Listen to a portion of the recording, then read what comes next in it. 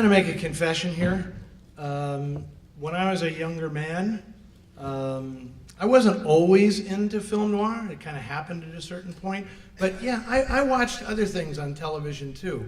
And I used to watch this show, Family Affair, because I had kind of a little crush on Cissy, you know? I thought she was just fabulous. So imagine my surprise these later when I realized that Cissy was actually in Night of the Hunter, and she was in Andre de Toth's Monkey on My Back, and that I could actually have her come out to one of these shows. So I am very, very excited to welcome Kathy Garver. Thank you, Good to see you, Mr. Muller.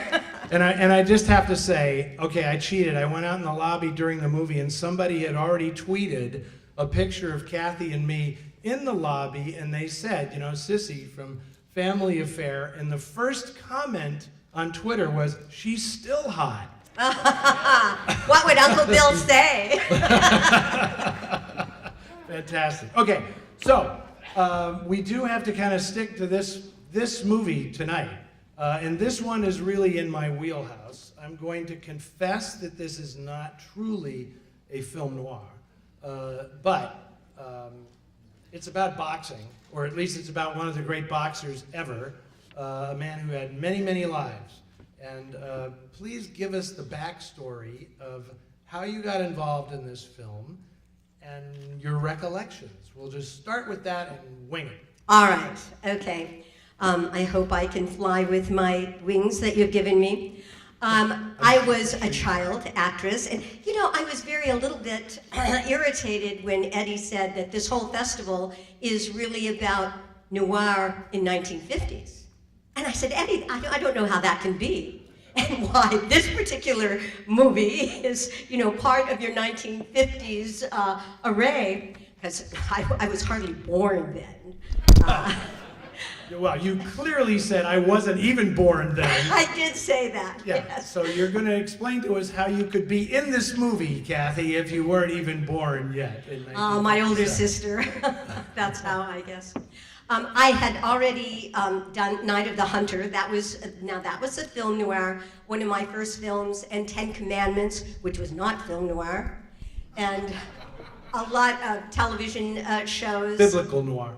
Yeah, biblical noir. Well, it had black and white, evil and good, and so when this part came out, and my agent Hazel McMillan sent me over, they wanted someone who could age from like 7 years old to 13 years old. Now that's quite a span for, you know, a child. Now I was 11 at the time. My older sister was 11 at the time, and I was very confident that I could play the older woman of 13, but I thought, oh no, I'm going to really not be believable as a 6-year-old. So when I saw this movie, just actually recently, maybe about 4 or 5 years ago, I was very surprised. It was much more believable as the 6-year-old than the older women, even though I had falsies. I was only 11. I wasn't hot yet. But it was really an experience, and we had such a great cast. Now, Andre de Toth was the director of this really interesting film, and Andre de Toth, if any of you don't know him, was this very masculine guy from Hungary with a black patch over his eye. And that was kind of daunting to an 11-year-old or a 6-year-old or a 13-year-old, especially when he's, oh, no, well, let's do it again, please. But it was a very interesting film, and I had another experience with the film. About 4 years ago, I guess it was, someone got in touch with me because they wanted to do a remake of the Barney Ross story, Monkey on My Back. Barney Ross, this is based on a true story of Barney Ross. And as Eddie knows, he was a fabulous boxer. His dad knows that very well. And it's really a life of 3 distinct parts, because he was the boxer, And then he went to World War II, and he was so brave, he was very courageous, and he won the Silver Star. There are and the incredible Purple Heart. stories about his Twice. valor in combat during World War II. And just to explain, Barney Ross was a huge champion for American Jews, because in the 1930s, he came out of Chicago, and his father, you'll see this in the movie, but his father was wanted him to be a rabbi, and did not believe that Jews should fight. And as you'll see, I won't spoil this, there's a very dramatic thing that happens early in Barney Ross's life that changes the direction of his life and leads to him becoming lightweight champion of the world. And he at one point held 3 titles simultaneously: lightweight, light welterweight, and welterweight champion. And he was a huge hero for the Jews in this country. And this was when Hitler was rising in Germany, and Barney Ross was very, very conscious of that and wanted to show Jews fight back. That was his thing with his boxing career. Yes, and he was a big hero to everyone in the United States. And they did not want him to go off to war. But as Eddie said, you know, he had this indomitable spirit, and he was going to go over and fight he did, and say, well, I'm not going to be a spoiler either, but in Guadalcanal, he really showed his stuff. And then when he came, then he was wounded, and then he had a problem with drugs. So now Barney Ross, this is based on the true story of Barney Ross, played by Cameron Mitchell, who was also a boxer and in great shape.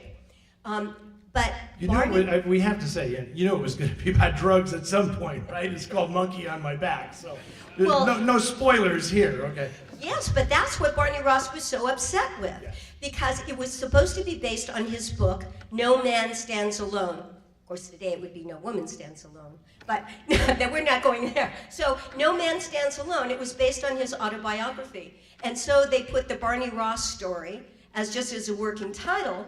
And then because it's all in the film noir and The Man with the Golden Arm had just come out, and so they said, okay, we're going to get into those box office, and we're going to get some of that money. So they made this great big thing about the drugs. So he says, okay, we're going to name it Monkey on My Back.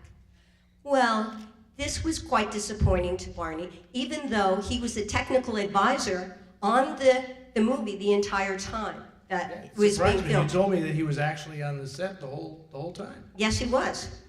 But that did not stop him from saying, this is not what I wanted, and he sued the producers for defamation of character. But he lost, and so he was quite still disappointed with this. Now, going back to what I said before, 4 years ago, when this man had lost a good friend, Philip Seymour Hoffman, from a drug overdose. And he was compelled to tell the story of Barney Ross, whose whole desire was to show people that he overcame something. And he wanted to say, look at my accomplishments. Look what I did in boxing. Look what I did, you know, as a hero. And you are making this big deal about drugs. And so that's why they were going to redo the movie. But unfortunately, there was another tragedy. But I know you're all going to enjoy this movie. I certainly enjoyed being in it about 10 years ago.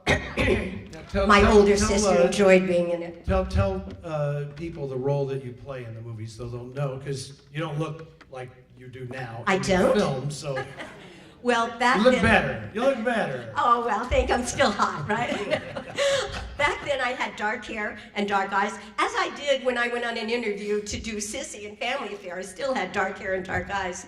You will see me as I am the stepdaughter of Barney Ross. I am the daughter of Diane Foster, who is my mother. Her name is Kathy, like me. Kathy in the movie, and played by Diane Foster. And my name is Noreen, the little girl who goes from 7-year-olds to 13 years old. With an Oklahoma accent. That's another thing. I could not believe when I saw this again. My whole family is from Oklahoma, except me. I was born in Los Angeles, and I don't have a twang. But you should just hear me when I talk in this movie, and you're going to say, that little girl's from the Midwest. But I went to UCLA and got a degree in speech, so now I can talk but can't walk. Just teasing, we're having a good time here. Okay, and just to reiterate, the reason they did all that to Barney Ross, this is to tie it back into the 50s theme, is because, you know, the production code didn't really allow movies to be made about drug addiction until 1955, when Otto Preminger made The Man with the Golden Arm. And then all of a sudden it became like a thing, like let's do a drug movie, you know, Stakeout on Dope Street and all this stuff.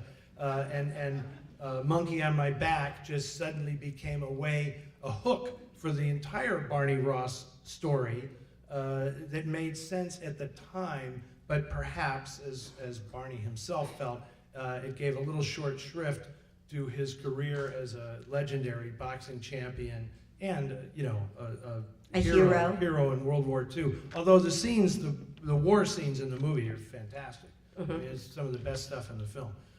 So anyway. Besides the parts that have no ring in them. Yes, and all I'm going to say is perhaps it was fortunate that you were 11 years old when you made this movie, because if you were 15 or 16, Andre would have probably hit on you. Uh-oh.